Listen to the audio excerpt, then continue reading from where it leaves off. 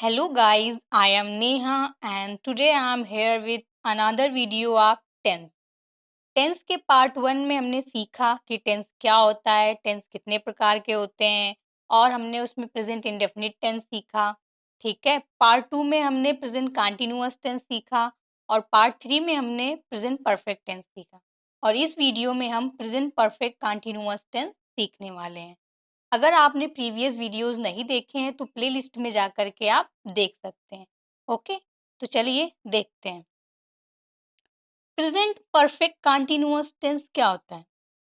जिन हिंदी वाक्यों के क्रिया के अंत में रहा है, रही है, रहे हैं आदि शब्द आते हैं उन्हें हम प्रेजेंट परफेक्ट कंटीन्यूअस टेंस कहते हैं। ठीक है, क्या होता है इसमें? रहा है, रही है, रहे हैं। प्रेजेंट कंटीन्यूअस टेंस में भी सेम यही था कि उसमें भी क्या होता है, अंत में रहा है, रही है, रहे हैं आता है। तो दोनों में डिफरेंस क्या है? डिफरेंस ये है कि इसमें क्या होता है, समय दिया होता है, टाइम दिया होता है, पीरियड की बात करते हैं ना, पीरियड ऑफ टाइम की बात करते हैं। ठीक है, तो चलिए देखते हैं। Has been, have been plus verb का आईएनजी फॉर्म का यूज करते हैं। इसमें जो हेल्पिंग वर्ब होती है वो क्या होंगी? हैज बीन और हैव बीन। और इसमें वर्ब के आईएनजी फॉर्म का यूज करते हैं। ठीक है, और समय के लिए यहाँ पे क्या होगा, सिंस और फॉर लगाते हैं। ठीक है, समय के लिए यहाँ पे सिंस और फॉर का यूज करते हैं। अगर स्पेसिफिक पॉइंट ऑफ टाइम है, ठीक है, सरल भाषा में समझेंगे कि सिंस का प्रयोग हम निश्चित समय के पहले करते हैं। ठीक है, स्पेसिफिक पॉइंट ऑफ टाइम मतलब निश्चित समय के लिए। और फॉर का प्रयोग हम कहाँ करते हैं? पीरियड ऑफ टाइम, जहाँ पे ड्यूरेशन की बात की जाए। ठीक है, और एक ऐसे कह सकते हैं कि इसको अनिश्चित समय के लिए, जो हमें निश्चित नहीं है उसके लिए करते हैं। ठीक है, एग्जाम्पल से समझते हैं। ठीक है, जैसे he, she, it and singular subject के साथ में हैज बीन प्लस वर्ब के आईएनजी फॉर्म का यूज करते हैं। ठीक है, ये भी याद रखेंगे कि he, she, it and singular subject के साथ में हम हैज बीन प्लस वर्ब के आईएनजी फॉर्म का यूज करते हैं। I, we, they, you and plural subject के साथ में हैव बीन प्लस वर्ब के आईएनजी फॉर्म का यूज करते हैं। ठीक है, तो सिंपल सेंटेंस, साधारण वाक्य। अब एग्जाम्पल से समझते हैं कि इन्हें हम कैसे बनाते हैं, क्या होता है इनका स्ट्रक्चर। जैसे एग्जाम्पल है, वह सुबह से सो रही है। वह सुबह से सो रही है, वह सो रही है अगर होता तो ये प्रेजेंट कंटीन्यूअस टेंस हो जाता, लेकिन इसमें टाइम टाइम की बात की ना कि वह सुबह से सो रही है। तो सुबह से सो रही है तो इसमें टाइम भी दिया है और रही है आ रहा है, तो कौन सा टेंस होगा? Present perfect continuous tense. ठीक है, अब देखो यहाँ पे सब्जेक्ट क्या है? वह क्या मीन्स होगा? सी मीन्स, सी के अकॉर्डिंग यहाँ पे हैज बीन लग जाएगा और वर्ब हमारा क्या है? सोना, तो यहाँ पे स्लीपिंग हो गया।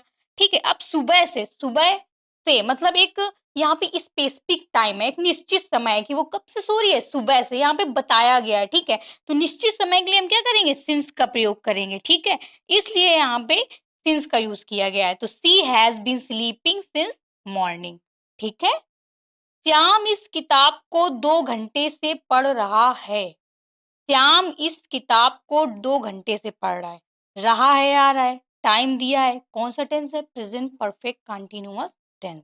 ठीक है, यहाँ पे श्याम हमारा सब्जेक्ट है, तो श्याम हमारा सिंगुलर सब्जेक्ट है, इसके अकॉर्डिंग हैज बीन लग जाएगा, वर्ब में आईएनजी फॉर्म लग जाएगी और ऑब्जेक्ट हमारा दिस बुक है। और 2 घंटे से, पता नहीं कौन से 2 घंटे, अनिश्चित है ना, नहीं पता हमें कौन से 2 घंटे, और ये पीरियड ऑफ टाइम भी एक तरीके से है ना। तो इसलिए यहाँ पे फॉर का यूज करेंगे। तो Shyam has been reading this book for 2 hours. ठीक है, नेक्स्ट है हमारा निगेटिव सेंटेंस। निगेटिव सेंटेंस में क्या होगा? सेम वही होगा, बस हैज के बाद और हैव के बाद में नॉट लग जाएगा। कितनी भी बड़ी हेल्पिंग वर्ब हो, जो फर्स्ट वर्ड है उसके जस्ट बाद ही नॉट लगता है। ठीक है, जैसे हैज नॉट बीन, ठीक है, हैव नॉट बीन, इस तरीके से लगेगा। ठीक है, वे नदी में 2 घंटे से नहीं नहा रहे हैं। रहे हैं आ रहा है, 2 घंटे से समय दिया है और नहीं भी आ रहा है, मतलब ये क्या है? प्रेजेंट परफेक्ट कंटीन्यूअस टेंस है और उसका निगेटिव सेंटेंस है। ठीक है, तो वे हमारा क्या है? सब्जेक्ट है, तो वे हमारा दे मीन्स होता है, दे के हिसाब से यहाँ पे क्या लगेगा? हैव लगेगा। और नॉट आ रहा है तो हैव के जस्ट बाद नॉट लग जाएगा। तो दे हैव नॉट बीन, और नहाना क्या मीन्स होता है, बेथ मीन्स BATHE, बेथ हमारा क्या होता है, वर्ब होता है, बेथ मीन्स होता है नहाना, और BATH हमारा नाउन होता है। लेकिन जब यहाँ पे ING लगाएंगे तो ई हट जाएगा, ठीक है, हम जानते हैं ये बात। तो they have not been bathing in the river for 2 hours, क्योंकि 2 घंटे, पता नहीं कौन से 2 घंटे, पीरियड ऑफ टाइम है, इसलिए यहाँ पर फॉर का यूज किया गया है, ठीक है।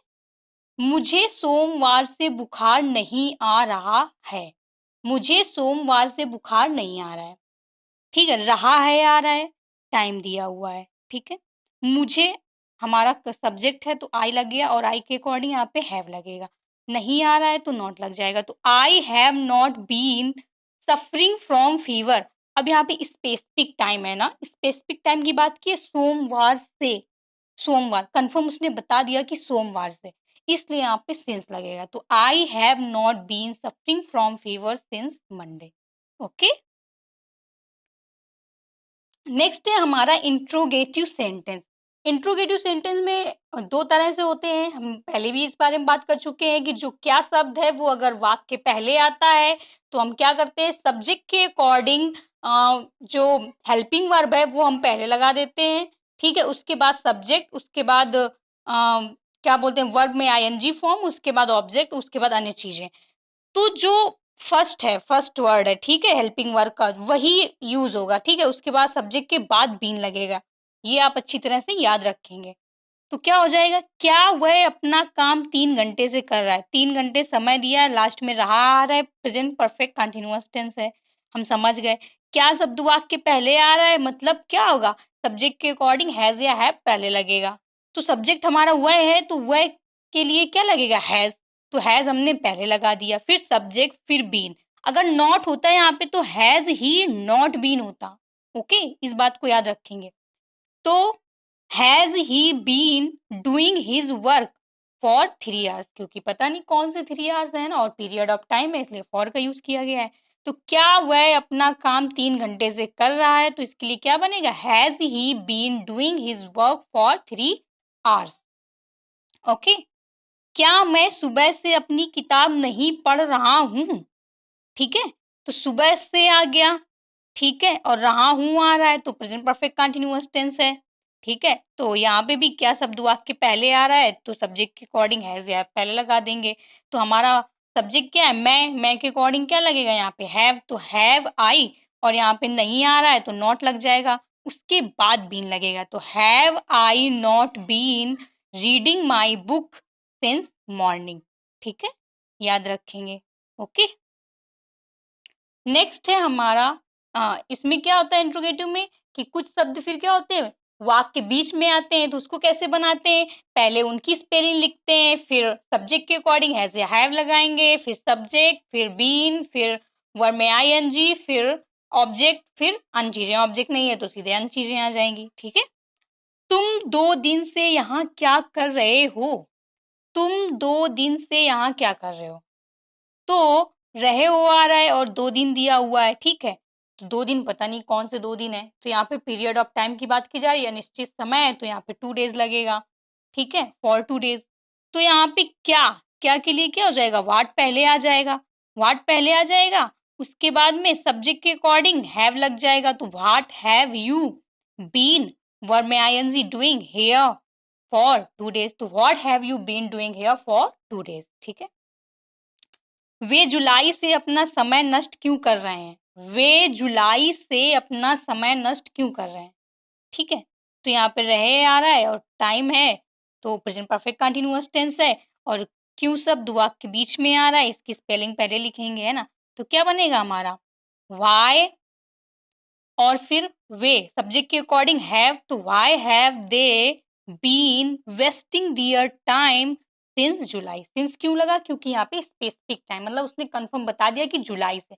अगर वो बोल दे कि 1980, ठीक है, तो 1980 क्या हो जाएगा कि वो 1980 से यहाँ रह रहा है ना, तो यहाँ पे सिंस 1980 करेंगे, है ना, समझ रहे हो, he has been living here since 1980, मतलब अगर स्पेसिफिक टाइम दे देगा तो सिंस लगेगा, अगर वो कह दे कि वह यहाँ कई सालों से रह रहा है तो he has been living here for many years, because यहाँ पे स्पेसिफिक नहीं बताया, एक पीरियड ऑफ टाइम बताया, तो यहाँ पे मैनी ईयर्स हो जाएगा और उसके पहले फॉर लगेगा।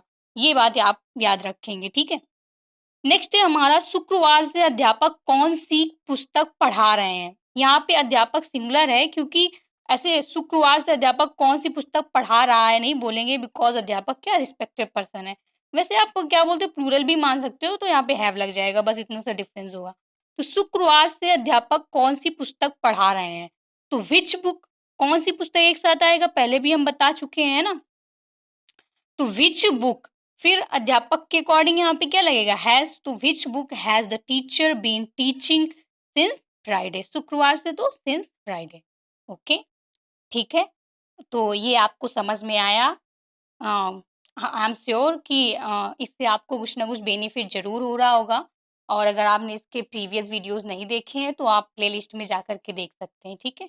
सो thank you so much guys for connecting us, and if you like it then please like and share to your friends and subscribe it. मिलते हैं नेक्स्ट वीडियो में।